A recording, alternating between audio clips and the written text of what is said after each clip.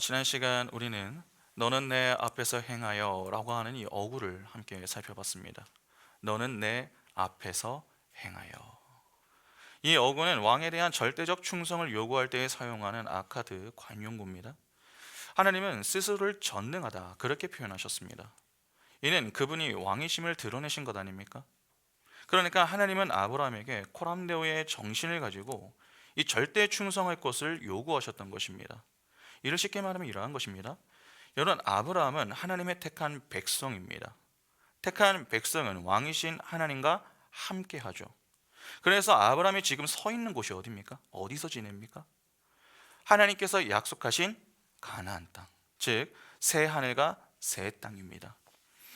하나님 나라는 왕국입니다. 그 왕국에서 지내는 자들은 전부 어떻게 지내야 합니까? 하나님의 왕 되심을 인정하고 온전한 충성을 하며 하나님의 하나님 되심, 다시 말해서 하나님께 영광을 돌리며 지내야 합니다.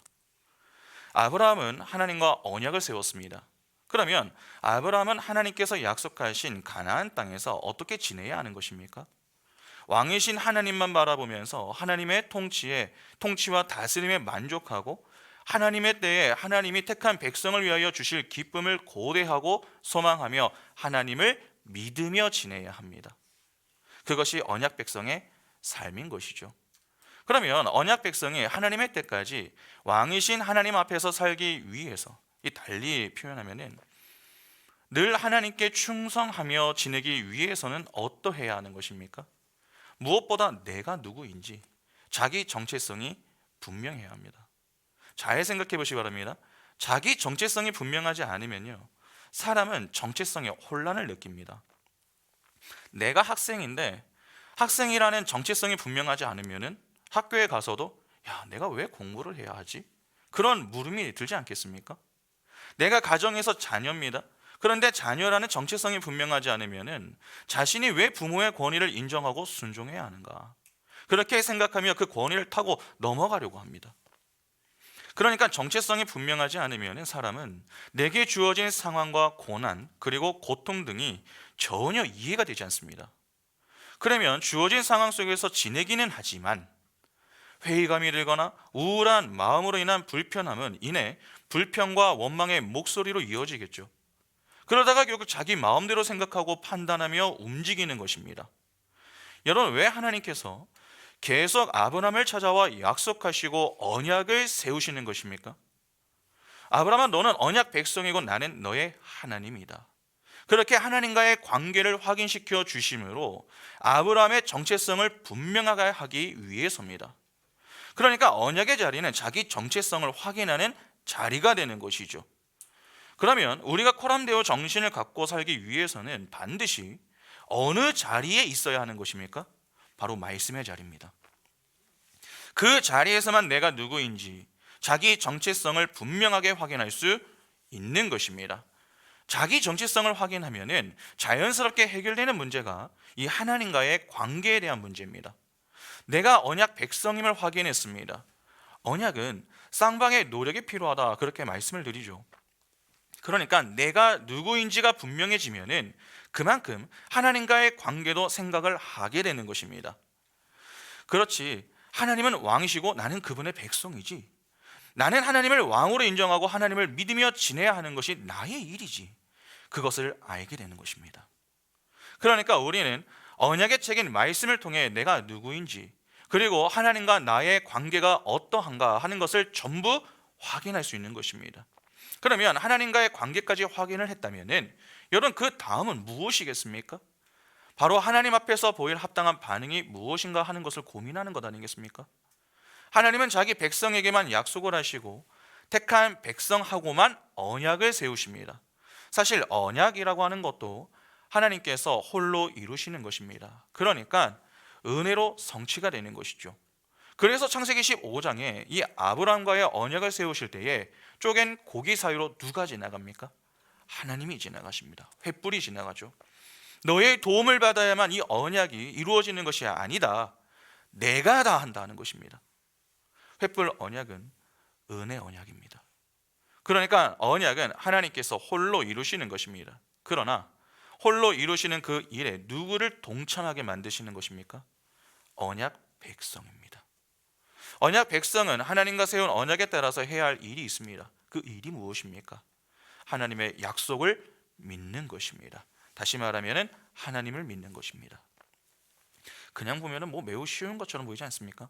그러나 이는 말처럼 쉬운 일이 아닙니다. 왜냐하면 우리는 우리 스스로의 힘으로 하나님을 믿을 수 없기 때문에 그렇습니다. 믿음은 하나님의 것입니다. 하나님이 믿음을 주지 않으시면 우리는 하나님을 믿을 수 없습니다. 그러면 결국 우리가 코람데오의 정신을 갖고 살기 위해서는 누가 필요한 것입니까? 하나님이 필요한 것입니다.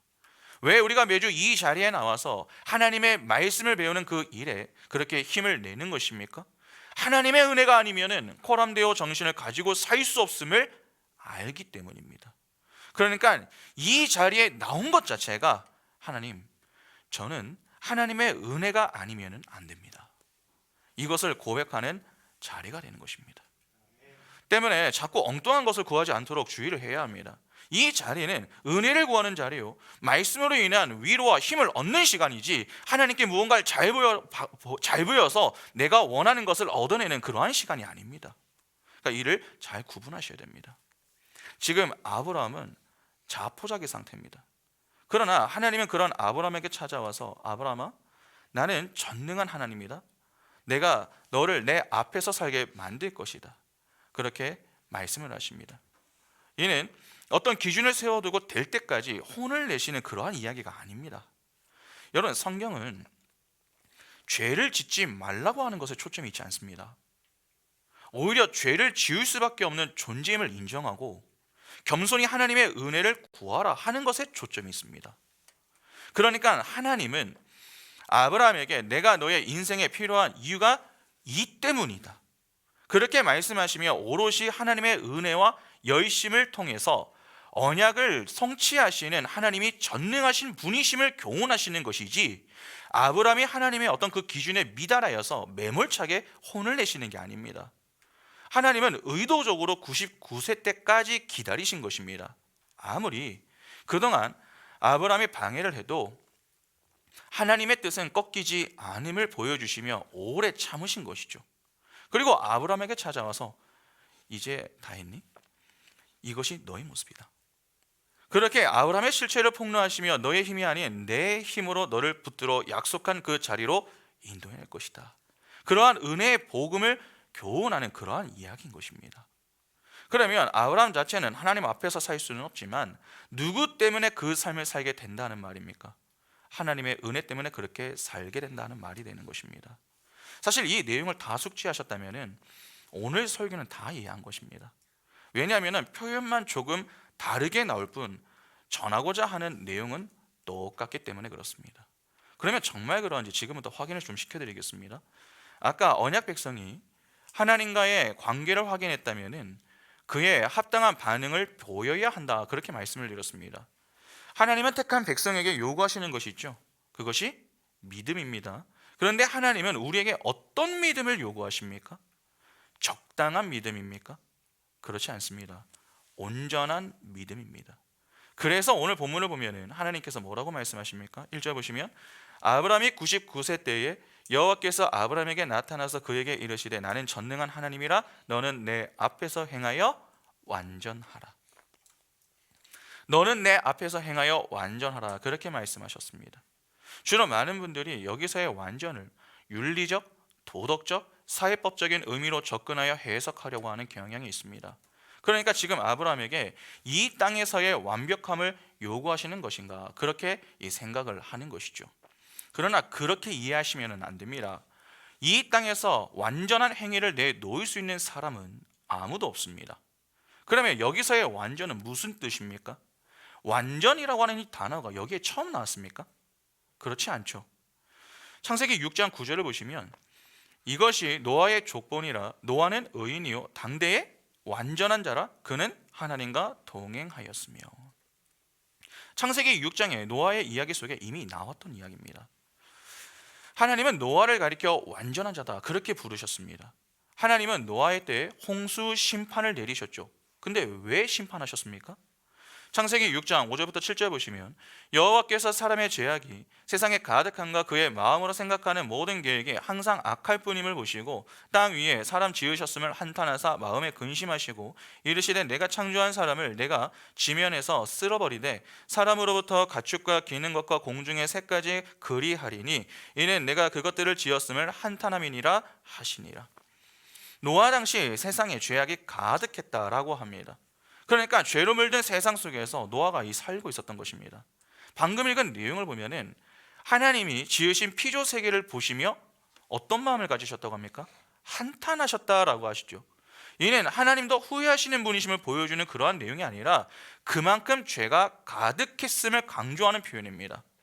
하나님이 한탄하시고 심판을 내리실 정도로 죄가 심각했다는 것이죠. 이는 죄의 무서움과 무거움을 보여주는 것입니다. 그러면 그러한 세상 속에서 사는 노아는 어떻게 지냈겠습니까? 모든 자가 죄를 지으며 그 죄를 즐기며 살고 있습니다. 홍수 심판을 피한 것은 노아와 노아의 가족들밖에 없습니다. 당시 그런 이들과 함께하는 노아의 삶이 어떠했겠습니까? 노아는 죽지 않았으니 그들과 다르게 산 것입니까? 그렇지 않습니다. 노아도 그 무리에 껴서 그들과 함께 지냈습니다. 아브라함을 생각해 보시기 바랍니다. 아브라함이 하나님의 부름을 받을 당시 그가 어떻게 지냈습니까? 아비 데라와 함께 우상을 만들어 팔면서 지냈습니다. 아브라함의 이야기는 창세기 12장부터 나오죠.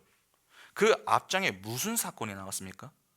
바로 바벨탑 사건이 나왔습니다. 바벨탑 사건은 죄인들이 하나님 없이도 스스로 행복할 수 있음을 증명해 보이겠다고 나섰던 선악과 사건의 또 다른 모습의 사건 아니었습니까? 그러니까 왜 하나님이 왕인가? 우리도 왕이 될 수 있다. 이를 위해 우리가 힘을 모아보자. 그렇게 하나님을 향해 반란을 일으키는 사건이 바벨탑 사건입니다. 내 행복과 내 야망을 위하여서 나를 왕으로 삼으며 살던 그 무리 속에 있었던 자가 아브람입니다. 그래서 아브람이 처음 부름을 받기 전에 무엇을 하며 지냈습니까? 우상을 팔며 지냈던 것입니다. 전부 하나님의 진노와 심판을 받아 죽어야 하는 운명이었습니다. 그런데 그런 무리 속에서 하나님은 아브람을 건져내시지 않습니까? 왜 아브람만 건져내십니까? 그가 무언가 달랐기 때문입니까? 그렇지 않습니다. 우리가 지금까지 살펴본 내용들을 보면은 부름을 받기 전이나 후나 아브람의 모습은 큰 차이가 없습니다. 실수와 넘어짐 그리고 실망되는 모습을 보일 뿐입니다. 그러나 그런 그가 세상을 향하여 망함의 자리에 서지 않을 수 있었던 이유가 무엇입니까?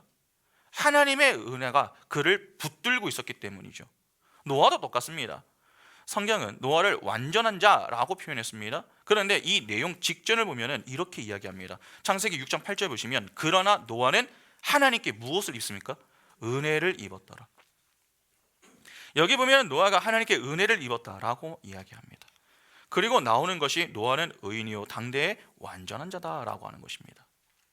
그러면 노아가 완전한 자로 불릴 수 있었던 것은 무엇 때문입니까?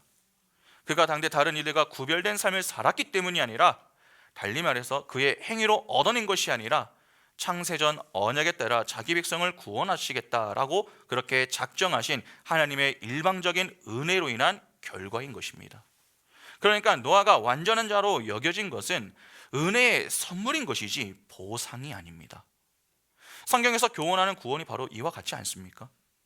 그런데 여기서 우리가 조금 주목해서 보아야 할 것이 있습니다. 성경은 노아를 완전한 자였다 그렇게만 말하는 것이 아닙니다. 그 뒤에 강조하는 내용이 있습니다. 노아는 의인이요 당대의 완전한 자라 그는 하나님과 동행하였으며. 바로 뒤에 이 부분이 중요합니다. 노아는 완전한 자로 하나님과 동행하기를 힘썼던 자였습니다. 그래서 그가 했던 것이 무엇이었습니까? 산에서 하나님이 명하신 대로 방주를 만들면서 지냈던 것 아닙니까? 그 방주를 만드는 기간만 무려 120년이었습니다. 매우 긴 시간이죠. 더욱이 방주의 설계를 누가 했습니까? 하나님이 하셨습니다. 그러니까 하나님은 모든 것을 다 준비하시고 노아에게 방주를 지으라고 말씀하셨던 것입니다. 이에 노아는 그 말씀에 순종하여 방주를 만들었던 것이죠. 노아가 한 것은 하나밖에 없습니다. 노아야, 내가 너에게 이야기한 대로 방주를 지어라. 그 명령에 예, 알겠습니다. 그렇게 말씀에 순종한 것밖에 없습니다. 여러분, 방주의 설계도를 보면 어떻습니까? 이상하죠. 방주를 3층으로 지을 뿐 아니라 운전대가 없습니다. 또한 창문은 하나밖에 없습니다. 방주를 짓는데 운전대가 없다는 것 자체가 너무나도 이상한 것 아닙니까? 또한 창문은 왜 또 하나여야 합니까? 그러니까 노아 편에서는 사실 하나님께 궁금함을 가지고 좀 여러 질문들을 던져볼 수도 있었고 장깨를 내놓을 수도 있었습니다. 짧은 기간 만드는 것도 아닙니다. 사람들이 도와주는 것도 아닙니다. 마태복음 24장 38절 보시면 홍수 전에 노아가 방주에 들어가던 날까지 사람들이 어떻게 지냅니까? 먹고 마시고 장가들고 시집가고 있으면서. 여기 보면 노아가 방주에 들어가던 날까지 사람들이 먹고 마시고 장가들며 시집을 갔다라고 합니다. 그러니까 홍수 심판 전까지 세상 사람들은 방주에 별로 관심이 없었다는 말입니다. 노아의 세 자녀가 언제 결혼을 했습니까? 노아가 방주를 지을 때에 결혼을 했습니다. 세상에서 온 며느리들이 산 위에서 방주를 짓고 있는 노아의 모습을 보며 이해를 했겠습니까? 이해하지 못합니다. 그러니까 가족들조차 노아의 모습을 이해하지 못하는 그러한 상황 속에서 방주를 지어야 했던 것입니다. 120년 동안 사람들의 비난과 조롱, 자신을 제대로 이해하지 못하는 가족들까지 노아가 얼마나 외롭고 힘이 들었겠습니까? 충분히 노아 편에서 중간에 실증이 날 수도 있는 것이고 포기하고 싶은 마음이 들 수도 있는 것 아닙니까? 그러나 노아는 그 기간 동안 하나님의 말씀에 의견을 제시하거나 꾀를 내어 불순종하는 모습을 보이지 않았습니다. 사람들의 비난과 조롱을 감수하며 하나님의 말씀에 순종을 했습니다. 다시 말해서 늘 하나님 앞에서 약한 자로서 있었다는 말입니다. 노아가 하나님 앞에서 약한 자로 섰음은 반대로 하나님은 노아 앞에서 어떤 존재로 계셨다는 말입니까? 강한 분으로 서 계셨다는 말이 됩니다. 그러니까 노아가 하나님과 동행했다라고 하는 것은 항상 자기를 부인하며 내 힘은 하나님이십니다 라고 하는 그러한 고백하는 믿음으로 주어진 자리를 이탈하지 않고 최선을 다하여 살았음을 의미하는 것입니다. 그렇게 약할 때 강함 대신에 하나님의 은혜를 소망하며 하나님과 동행하기를 힘썼던 자를 성경은 완전한 자라고 표현하는 것입니다. 그러면 결국 노아는 하나님과 동행하면서 무엇을 가지고 지냈다 하는 말입니까? 하나님을 믿는 믿음을 가지고 지냈다 하는 말입니다. 그런데 노아와 같이 하나님과 동행을 했었던 인물이 있습니다. 누굽니까? 에녹입니다. 창세기 5장 24절 보시면 에녹이 하나님과 동행하더니 하나님이 그를 데려가심으로 세상에 있지 아니하였더라. 본절을 보면 성경은 에녹이 하나님과 동행하여 하나님이 그를 데려가셨다라고 합니다. 죽음을 보지 않고 하나님 나라로 향한 것이죠. 하나님과 동행했으면 곧 하나님 앞에서 약한 자, 즉 하나님을 자신의 힘으로 여기며 믿음으로 지냈다는 말입니다. 이에 히브리서 기자는 이에 대해서 이렇게 이야기합니다. 히브리서 11장 5절부터 6절을 보시면은 믿음으로 에녹은 죽음을 보지 않고 옮겨졌으니 하나님이 그를 옮기심으로 다시 보이지 아니하였느니라. 그는 옮겨지기 전에 하나님을 기쁘시게 하는 자라 하는 증거를 받았느니라. 믿음이 없이는 하나님을 기쁘시게 하지 못하나니 하나님께 나아가는 자는 반드시 그가 계신 것과 또한 그가 자기를 찾는 자들에게 상 주시는 이심을 믿어야 할지니라. 여기 보면 에녹은 하나님을 기쁘시게 하는 자라 하는 증거를 받았다고 합니다. 그런데 하나님을 기쁘시게 드리는 것이 무엇입니까? 믿음입니다. 6절에 믿음이 없이는 하나님을 기쁘시게 하지 못한다고 했습니다. 이는 믿음이 있어야만 하나님을 기쁘시게 해 드릴 수 있다는 말 아닙니까? 그러면 여기서 말하는 믿음이 무엇입니까? 에녹이 가지고 있었던 믿음, 노아가 가지고 있었던 믿음이 무엇이냐는 것입니다. 두 사람 모두 하나님과 동행했던 자들입니다. 아까 동행이 무엇이라고 했습니까? 하나님 앞에서 약한 자로 서서 하나님만이 자신의 힘이란 사실을 고백하면서 하나님이 허락하신 그 자리에서 이탈하지 않고 믿음으로 인내하며 순종의 행진을 이어 나가는 것입니다. 그렇게 약할 때 강함 되시는 하나님을 경험하며 사는 이들이 하나님을 기쁘시게 하는 믿음을 소유한 자들이요 하나님과 동행하는 이들인 것입니다. 그리고 그런 자들이 바로 완전한 자가 되는 것이죠.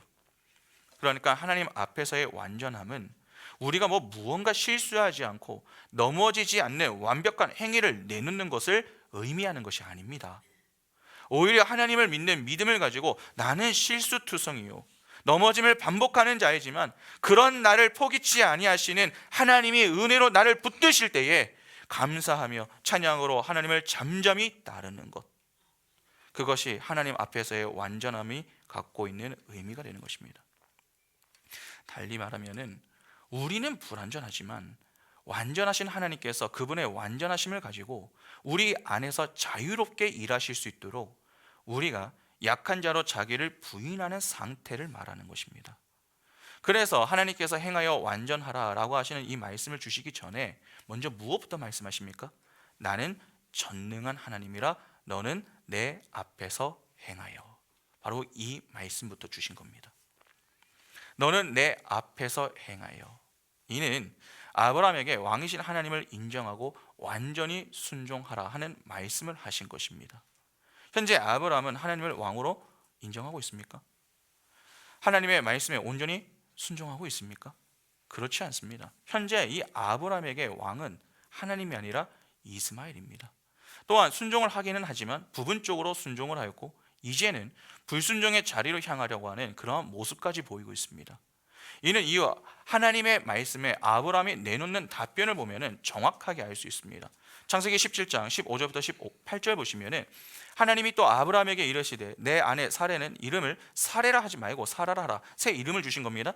내가 그에게 복을 주어 그가 내게 아들을 낳아주게 하며 내가 그에게 복을 주어 그를 여러 민족의 어머니가 되게 하리니 민족의 여러 왕이 그에게서 나리라. 아브라함이 엎드려 웃으며 마음속으로 이르되 100세 된 사람이 어찌 자식을 낳을까? 사라는 90세니 어찌 출산하리요? 하고 아브라함이 이에 하나님께 아뢰되 이스마엘이나 하나님 앞에 살기를 원하나이다.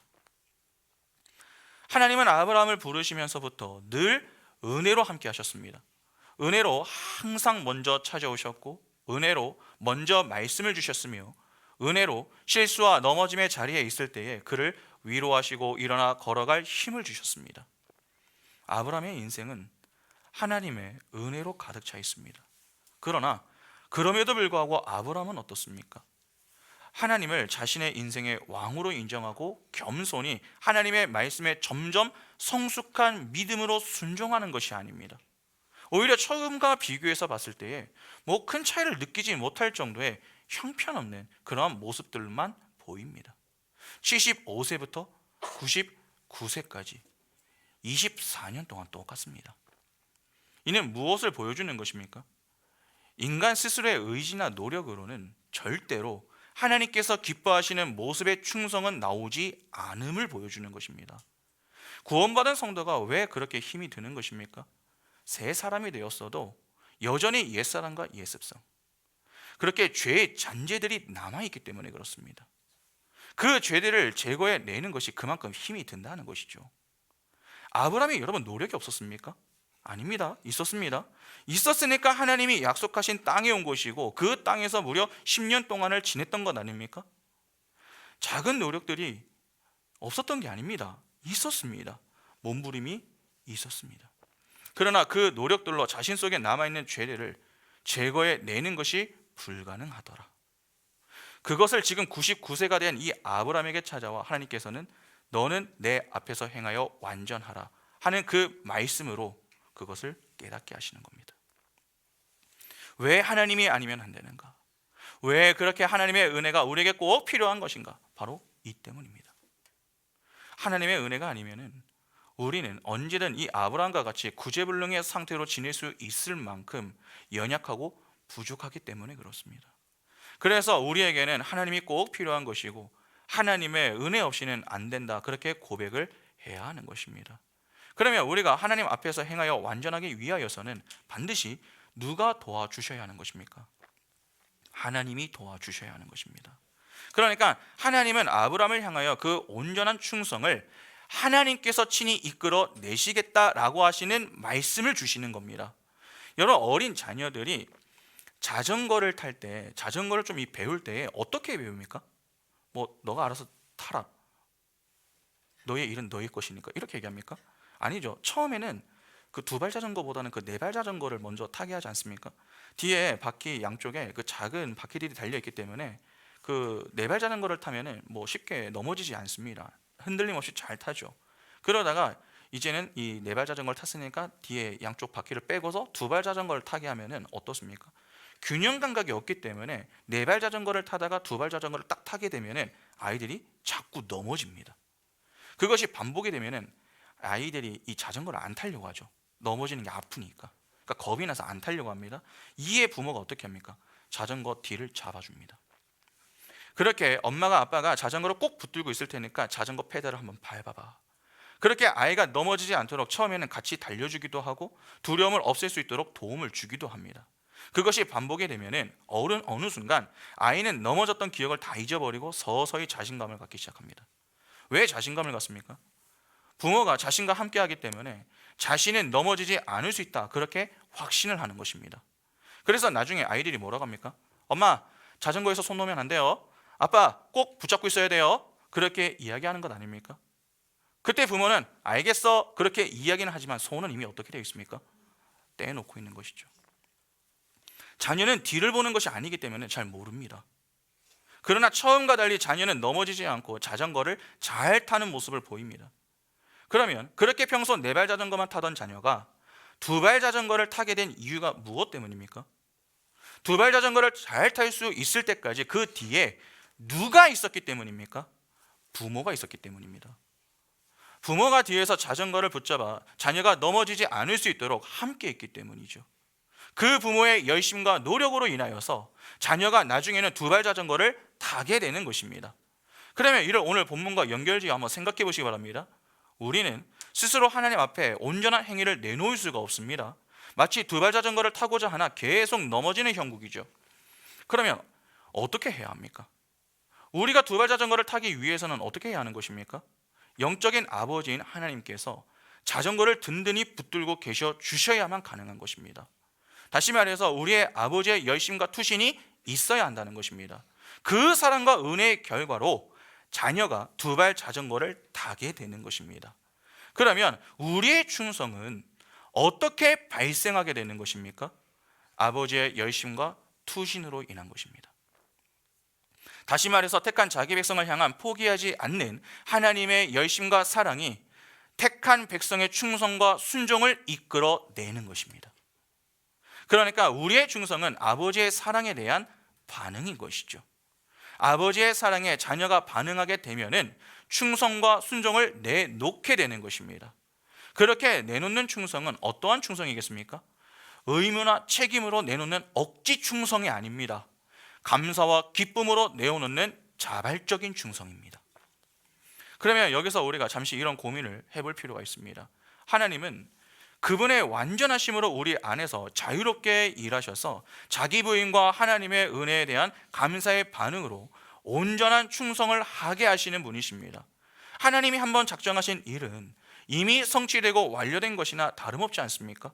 이는 하나님은 그분의 열심을 가지고 반드시 우리를 완전한 자리, 온전한 자리에 서게 만드신다 하는 말입니다. 왜 하나님은 꼭 우리를 행하여 완전하게 되는 그 자리에 두십니까? 그 이유가 무엇입니까?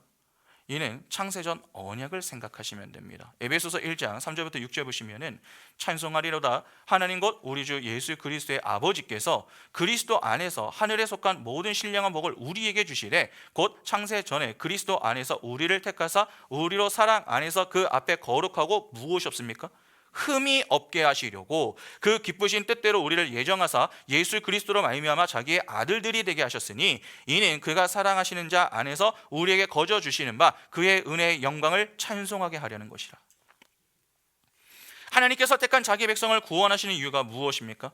하나님의 영광을 찬양하게 만들기 위해서입니다. 그런데 중요한 게 있습니다.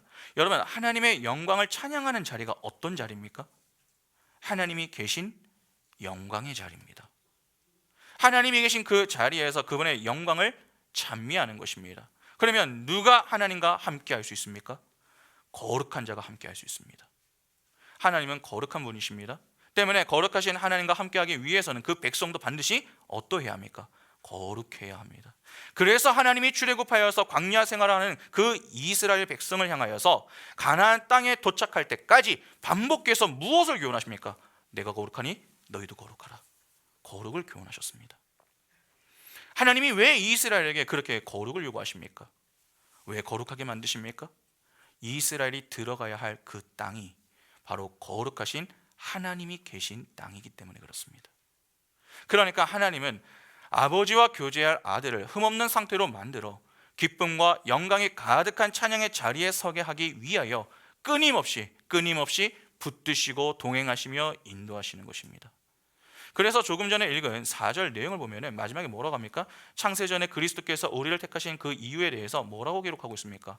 우리로 사랑 안에서 그 앞에 거룩하고 흠이 없게 하시려고. 하나님은 바로 이러한 목적을 가지고 우리를 구원하시고 광야길을 걷게 하시는 것입니다. 점도 없고 흠도 없는 거룩한 자. 오늘 본문의 표현대로 한다면 하나님 앞에서 행하여 완전한 자로 만들고야 마시는 것입니다. 누구나 이 반열에 함께 할 수 있는 것이 아닙니다. 거룩은 누구만 추구할 수 있습니까? 하나님의 구원을 입은 자들만이 할 수 있습니다. 하나님의 택함을 입은 소수의 무리가 바로 교회입니다. 그래서 베드로는 그 교회를 향해서 이렇게 이야기하죠. 베드로전서 2장 9절부터 12절 보시면 그러나 너희는 택하신 족속이요 왕같은 제사장들이요 거룩한 나라요 그의 소유가 된 백성이니 이는 너희를 어두운 데서 불러내어 그의 기이한 빛에 들어가게 하신 이의 아름다운 덕을 선포하게 하려 하심이라. 너희가 전에는 백성이 아니더니 이제는 하나님의 백성이요 전에는 긍휼을 얻지 못하였더니 이제는 긍휼을 얻은 자니라. 사랑하는 자들아 거류민과 나그네 같이 너희를 권하노니 영혼을 거슬러 싸우는 육체의 정욕을 제어하라. 너희가 이방인 중에서 행실을 선하게 가져 너희를 악행한다고 비방하는 자들로 하여금 너희 선한 일을 보고 오시는 날에 하나님께 영광을 돌리게 하려 함이라. 여기 보면 베드로가 교회를 뭐라고 표현합니까? 너희는 택하신 족속이요 왕같은 제사장이요 거룩한 나라다. 그렇게 표현합니다. 여러분, 거룩한 나라입니다. 이는 거룩을 추구하며 거룩하게 될 자들이다 하는 말이죠. 하나님의 열심과 투신의 결과로 결국 온전한 충성을 내어놓게 될 자들이 바로 교회라는 것입니다. 하나님은 교회를 거룩한 존재로 부르셨습니다. 그래서 거룩하라 그렇게 말씀하시는 것이죠. 거룩함을 추구한다는 것은 결국 점도 없고 흠도 없는 자리, 온전함과 완전함의 자리로 향하는 것을 의미합니다. 그래서 이후 베드로가 이렇게 이야기합니다. 베드로후서 3장 13절과 14절 보시면 우리는 그의 약속대로 의가 있는 곳인 새 하늘과 새 땅을 바라보도다. 그러므로 사랑하는 자들아 너희가 이것을 바라보나니 주 앞에서 점도 없고 흠도 없이 평강 가운데에서 나타나기를 힘쓰라. 새 하늘과 새 땅을 바라보는 자들을 향해서 베드로가 무슨 권면을 합니까? 주 앞에서 점도 없고 흠도 없이 평강 가운데에서 나타나기를 힘쓰라. 그렇게 권면합니다. 마태복음 5장 48절에 그러므로 하늘에 계신 너희 아버지의 온전하심과 같이 너희도 온전하라. 이렇게 신구약 상관없이 성경은 항상 성도의 온전함과 완전함을 교훈합니다. 그러나 여기서의 온전함과 완전함은 단지 인간 측에서의 윤리, 도덕적인 열심을 가지고 만들어내는 그러한 결과물이 아니라 하나님의 열심과 은혜로 인하여서 자기 부인과 절대적 충성을 이끌어내시며 끝내 영광의 자리에 서게 만들고야 마시겠다는 하나님의 은혜에 관한 내용인 것입니다. 여러분, 이해가 좀 되십니까? 그러니까 자꾸 이러한 내용들을 볼 때마다 하나님을 오해하시면 안 됩니다. 야, 하나님도 적당한 건 싫어하시나 보네. 확실한 거를 좋아하나 보다. 그래, 우리가 더 실수를 줄여보고 좀 더 노력해보자. 그쪽으로 가면 안 됩니다. 그렇게 우리의 노력과 행위에 초점을 두게 되면은 그 행위로 인하여 우리는 점점 더 겸손한 자가 되는 것이 아니라 엉뚱하게 교만해질 수가 있는 것입니다. 실수를 줄이고 넘어짐의 빈도수가 적어질수록 그것으로 자기의 의를 자랑하는 도구로 활용하여 상대를 지적하고 평가하는 그 자리로 향할 수도 있다는 말입니다. 아닙니다. 이는 성경이 이야기하는 완전함을 잘못 이해해도 한참 잘못 이해한 것입니다. 성경은 전부 하나님의 은혜를 강조하고 있습니다. 완전함도 다르지 않습니다. 하나님의 손에 붙들려 사는 우리는 하나님의 은혜에 의해서 자기 부인의 자리로 향하게 되고 실수와 넘어짐 속에서도 하나님의 온전하심이 우리 안에서 일하심으로 끝내 하나님을 왕으로 인정하고 겸손히 절대적인 충성을 하는 자, 그렇게 거룩한 자로 영광의 자리에 서서 찬양하는 자로 만들고야 마신다는 내용이 행하여 완전하라 라고 하는 이 어구 속에 들어가 있는 것입니다. 그러니까 이 역시 하나님의 은혜를 교훈하는 내용이 되는 것이지 인간 측에서 발휘해야 하는 어떤 행위를 교훈하는 것이 아닙니다. 전에 누가복음을 공부하면서 씨 뿌리는 자의 비유를 배웠지만 여러분 한번 잘 생각해 보시기 바랍니다. 씨 뿌리는 자의 비유에 나오는 길가, 돌밭, 가시떨기, 옥토 각각 어떤 상태였는지 다 좀 기억이 나십니까? 주로 우리의 관심은 어디에 있죠? 옥토에 있습니다. 많은 이들이 밭을 갈아엎어가지고 우리가 옥토가 되어보자, 우리가 좋은 밭이 되어보자 그렇게 이야기하지만 이 땅에 좋은 밭은 존재하지 않습니다. 씨 뿌리는 자의 비유는 예수 그리스도의 십자가 복음을 교훈하는 것입니다. 이 땅에 옥토가 어디 있습니까? 좋은 밭은 없습니다. 전부 길가, 돌밭, 가시떨기의 상태에 놓여 있습니다. 그러니까 모두가 생명 없음의 상태, 즉 좋지 못한 밭이죠.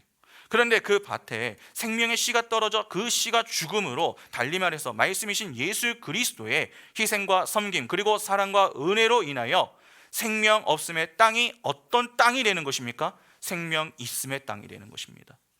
본래 교회도 전부 길가, 돌밭, 가시떨기의 상태에 속해 있었습니다.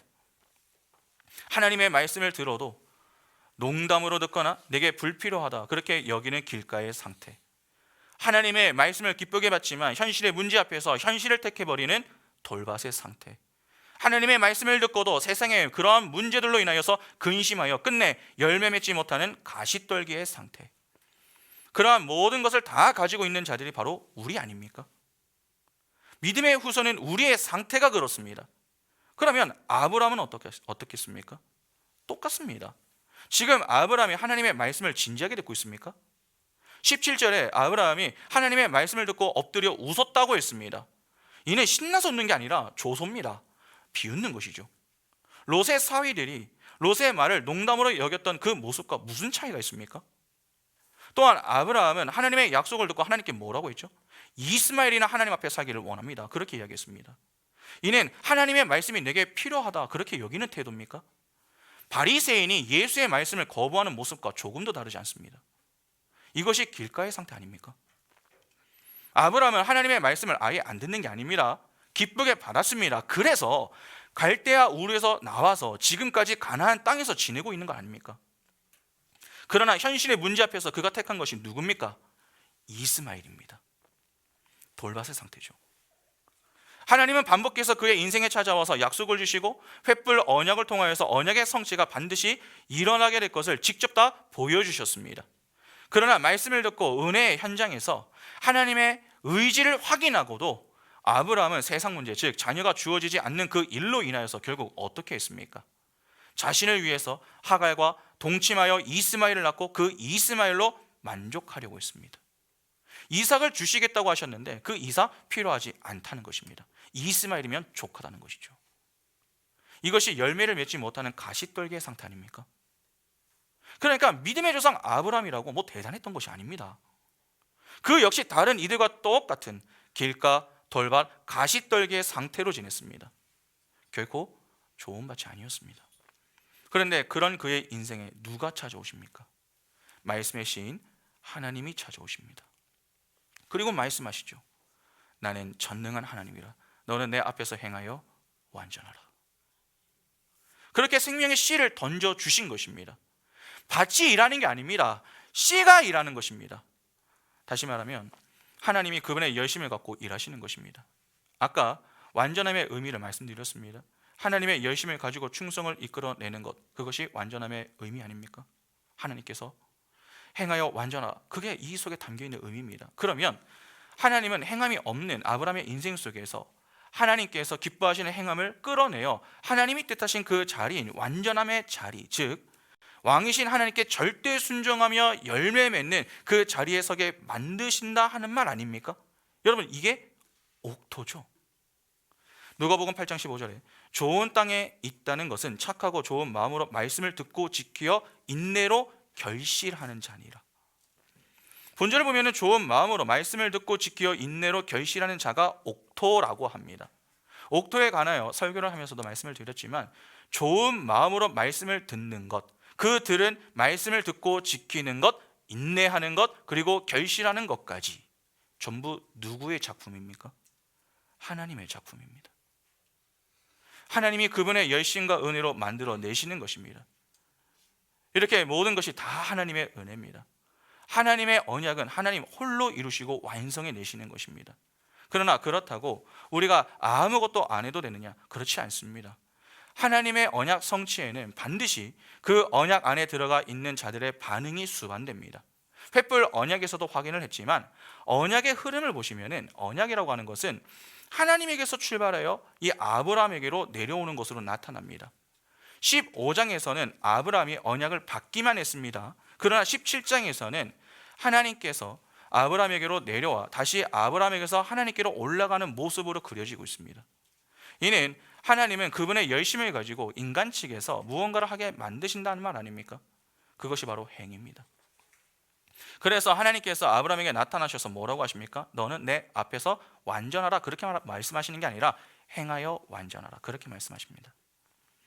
행함이 요구되는 것입니다. 그리고 9절도 한번 보시기 바랍니다. 창세기 17장 9절.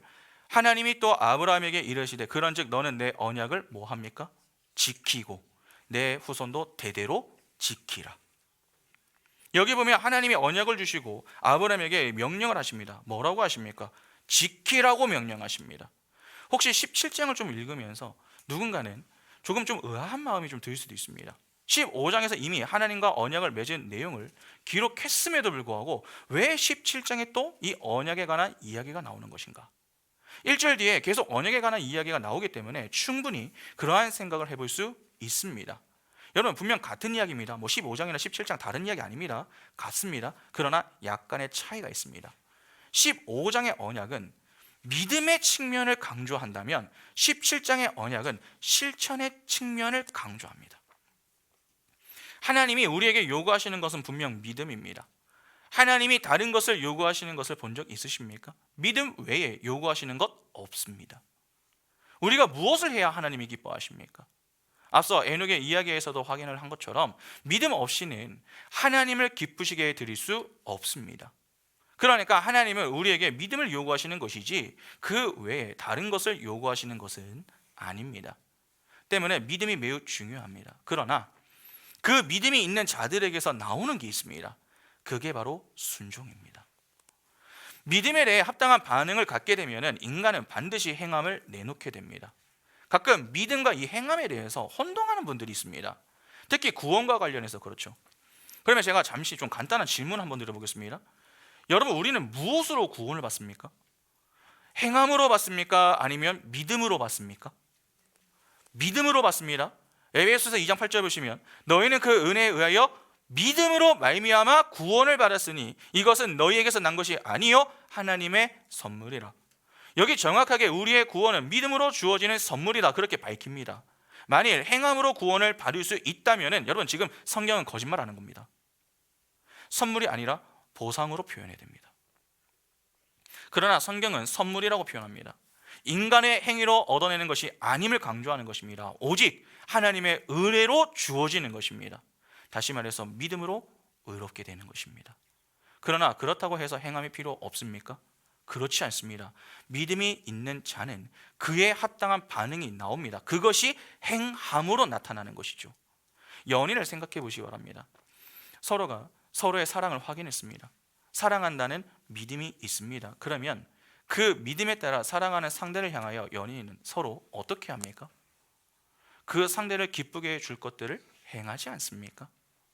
남자친구가 무엇을 좋아하고 무엇을 싫어하는지, 또 여자친구가 무슨 색을 좋아하고 어떤 취향을 갖고 있는지, 그러한 것들을 잘 파악을 해서 싫어하는 것은 되도록 하지 않고 좋아하는 것을 하기 위하여서 서로가 노력을 하는 것입니다.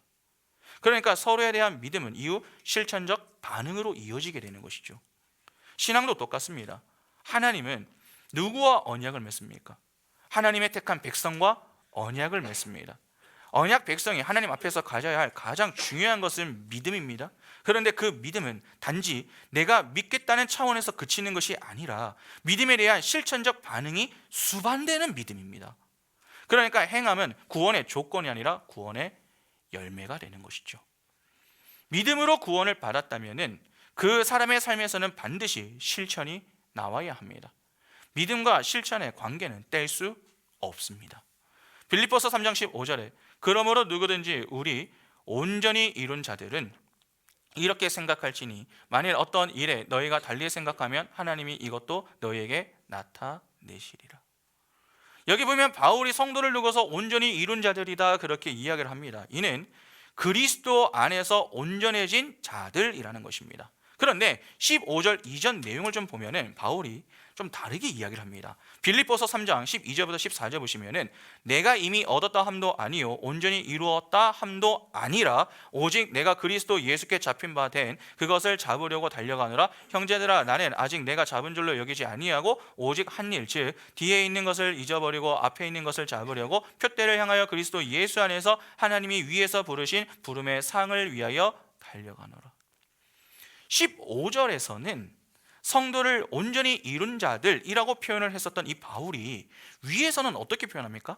아직 온전하지 못하다 그렇게 이야기합니다.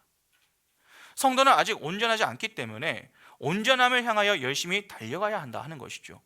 무슨 말입니까? 우리 성도는 예수 그리스도 안에서 우리 성도의 목적지인 온전한 순종의 자리에 이미 도달해 있습니다. 그런데 아직 이 역사와 시간 속에서 육신의 몸을 입고 있는 우리에게 그 영적인 온전함이 가시적으로 나타나지 않은 상태입니다. 그래서 성도는 자신의 온전함을 믿음으로 보고 그 온전함을 향해 열심히 달려가는 삶을 살게 된다는 것입니다. 그러니까 교회는 믿음과 실천이라는 양 날개에 의해서 목적지로 날아가는 것입니다. 방금 읽은 14절을 보면 성도는 하나님 위에서 부르신 부름의 상을 위해 쫓아가야 한다라고 하죠. 부르심은 소명을 의미합니다. 우리의 소명은 무엇을 위한 부르심입니까?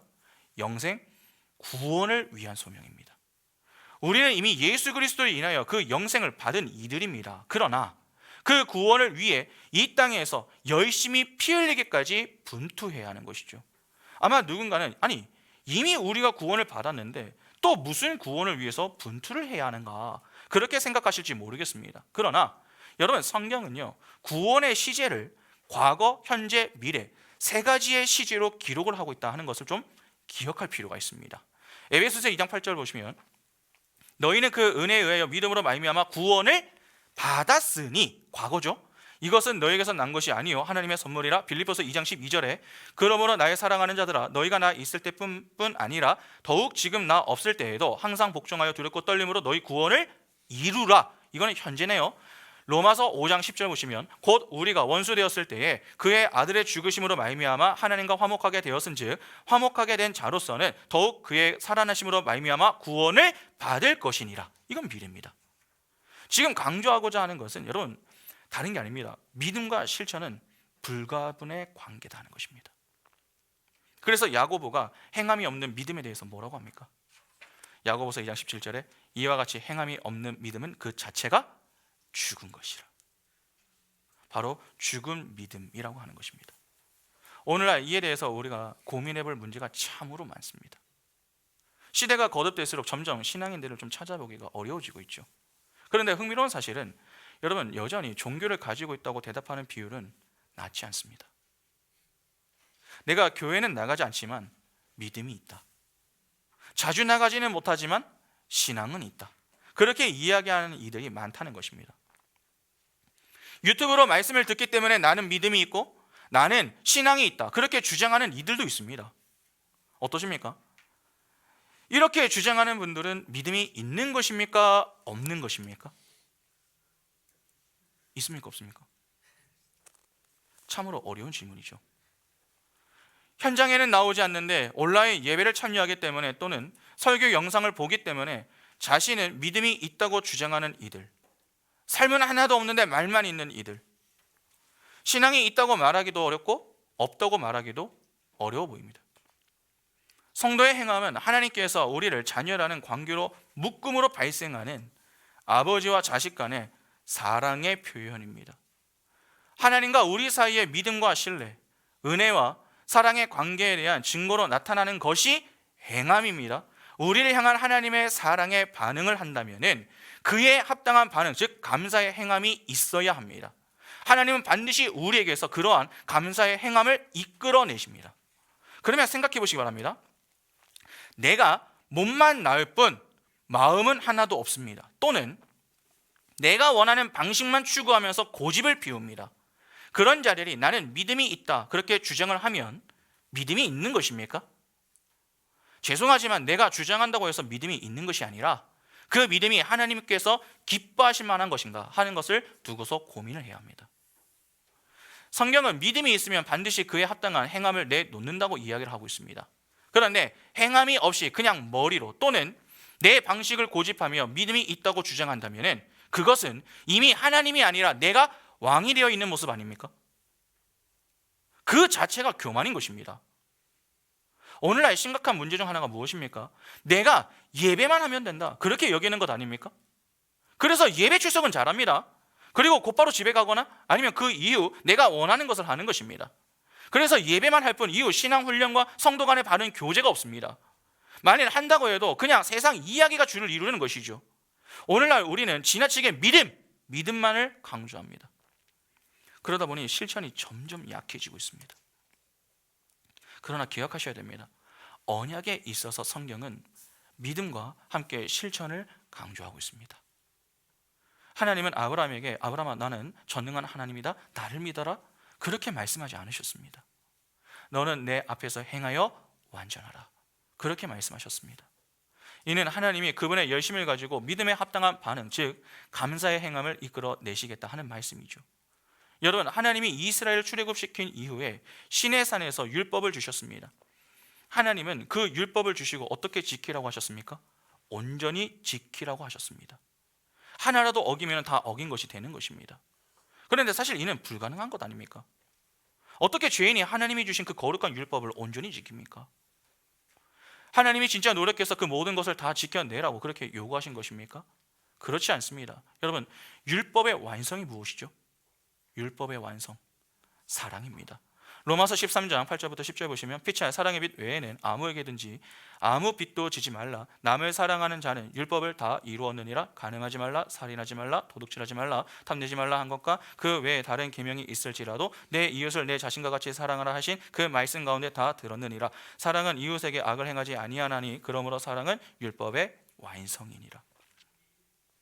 하나님이 율법을 주시며 온전히 지키라 그렇게 말씀하신 것은 진짜 죽을 고생을 해서라도 다 지켜내라 그것을 원하셔서 그렇게 말씀하신 게 아닙니다. 율법을 법이 아닌 진리로 보게 되면은 그 율법을 통해서 누구를 보게 되는 것입니까? 하나님을 보게 되는 것입니다. 하나님은 사랑이시죠? 그 사랑이신 하나님이 어떤 분이신지 알고 믿는 자는 어떻게 됩니까? 사랑이신 하나님과 동행합니다. 하나님이 내 안에 내가 하나님 안에 거하는 그러한 상태가 되는 것입니다. 그 상태가 되면은 사랑이 저절로 나옵니다. 말씀에 순종한다 하는 것은 곧 사랑의 실천을 의미하는 것입니다. 하나님이 자기 백성을 사랑하는 자로 만들고야 마시는 것이죠. 그래서 하나님이 아브라함에게 너는 내 앞에서 행하여 완전하라 그렇게 말씀하신 그 이후에 18장으로 넘어가게 되면은 아브라함이 무엇을 한 줄 아십니까? 나그네를 대접합니다. 이웃사랑을 실천하는 자가 되는 것이죠. 하나님은 바로 그러한 행함이 있는 믿음을 요구하시는 것입니다. 그렇게 살아있는 믿음을 갖고 하나님과 이웃을 사랑하는 자로 만들어 내겠다 하시는 것입니다. 그것이 성경에서 교훈하는 온전, 완전의 의미인 것입니다. 그러니까 우리는 아는 것과 아는 것 같다 하는 것을 좀 구별해야 합니다. 이해가 되는 것 같다와 이해가 되는 것은 다른 것입니다. 자꾸 추측으로 신앙생활을 하시면 안 됩니다. 아는 것 같고 이해되는 것 같은 것은 모르는 것이 있고 이해되지 않는 것이 있는 것입니다. 어중간한 것이죠. 여러분 시험 문제를 풀어야 하는데 어중간하면 어떻게 됩니까? 망설이죠. 그러다 그냥 찍는 거 아닙니까 이렇게. 그러나 정확하면은 막힘이 없습니다. 오늘 우리의 문제는 도대체 무엇입니까? 지나치게 관념적인 신앙을 추구하는 것 아닙니까? 머리에 지식만 채운 괴물이 되고 있는 것 아니냐는 것입니다. 하나님은 어떤 질문에도 척척 박사처럼 대답하는 그러한 자를 원하는 게 아닙니다. 설령 조금 부족할지라도 하나님의 은혜를 힘입어 주어진 그 모든 자리에서 충실히 하나님의 말씀을 가까이 하고 하나님의 은혜가 아니면 저는 안 되네요. 그렇게 은혜를 간구하며 하나님께 자신을 맡기고 순종의 행진을 이어나가며 끝내 하나님을 왕으로 인정하여 하나님의 말씀이라면 그 말씀에 절대 순종하는 자리에 서서 하나님의 영광을 찬양하는 것, 그것이 하나님이 기뻐하시는 믿음의 모습인 것입니다. 그러한 믿음을 가지고 있는 자들이 바로 하나님과 동행하는 자들인 것이며 하나님을 기쁘시게 드리는 자들인 것입니다. 그런 자들로 부름을 받은 이들이 바로 교회인 우리입니다. 쉽지 않습니다. 그래서 하나님의 은혜가 우리를 붙들고 있어야 하는 것입니다. 나는 왜 내 손발이 이렇게 움직이지 않는 것인가? 여러 이유들이 있을 수 있습니다. 근데 사실 간단합니다. 하나님을 모르기 때문에 그렇습니다. 교회의 연수가 중요한 게 아닙니다. 말씀 속에 함유된 진리인 복음을 모르면 아무 의미가 없습니다. 성령은 반드시 우리를 로고스이신 예수 그리스도께로 인도합니다. 그렇게 예수라는 진리요 생명의 길을 통과하여 아버지의 사랑을 깨닫게 만듭니다. 그 사랑을 깨달은 자는 그에 합당한 반응인 감사의 행함이 나옵니다. 하나님이 그렇게 이끌어내십니다. 여러분, 오늘은 추수감사주일입니다. 한 해 동안 하나님께서 베푸신 은혜에 감사하는 날로 주로 보내죠. 그래서 많은 이들이 감사주일의 경우 특별히 더 감사하는 그러한 모습을 보입니다. 맞습니다. 필요합니다. 우리는 하나님의 은혜에 감사할 수 있어야 합니다. 그러나 우리가 놓치지 말아야 할 부분이 있습니다. 여러분, 감사는 어떤 특별한 날에 하는 것입니까? 감사주일에만 감사를 하는 것이냐 하는 것입니다. 그렇지 않습니다. 감사는 항상 해야 하는 것입니다. 그러니까 추수감사주일이기 때문에 감사한 것이 아니라 오늘의 이 하루를 허락하시며 말씀의 자리에 서게 하신 그 은혜에 감사할 수 있어야 하는 것입니다. 감사는 내가 하고 싶어서 하는 게 아닙니다. 하나님이 그분의 은혜로 우리를 감사의 자리로 인도하시는 것입니다. 다시 말하면 하나님이 그분의 열심과 사랑으로 우리를 감사의 행함을 이끌어 내시는 것입니다. 그러니까 사실 매일이 감사의 시간이 되어야 하는 것입니다. 그런 점에서 오늘 우리는 어떻게 신앙생활을 하고 있습니까? 자꾸 한다 안 한다의 여부만 가지고 고민하지 마시기 바랍니다. 이제는 내가 어떻게 하고 있는가의 문제로 고민을 할 수 있어야 합니다. 우리는 관념적인 신앙이 아니라 인격적인 신앙을 가지고 살아야 합니다. 말씀의 자리, 기도의 자리를 사모하시기 바랍니다. 여전히 전능하신 하나님은 말씀 가운데 우리를 찾아오고 계십니다. 그리고 말씀하고 계십니다. 나는 전능한 하나님이라. 너는 내 앞에서 행하여 완전하라. 오늘 이 말씀 앞에 우리는 어떠한 반응을 보이고 있습니까? 겸손히 믿음의 눈을 열고 완전하신 그 하나님이 우리 인생 속에 편히 일하실 수 있기를 위하여 간구하시기 바랍니다. 그리하여 하나님의 역사 가운데 진정 행함이 있는 믿음, 하나님을 기쁘시게 드리는 믿음, 그 믿음을 가지고 하나님과 동행하며 점도 없고 흠도 없는 거룩한 자로 하나님의 영광을 함께 참여할 수 있는 복이 우리 모두에게 늘 충만할 수 있기를 간절히 소망합니다. 이 시간 같이 함께 성찬식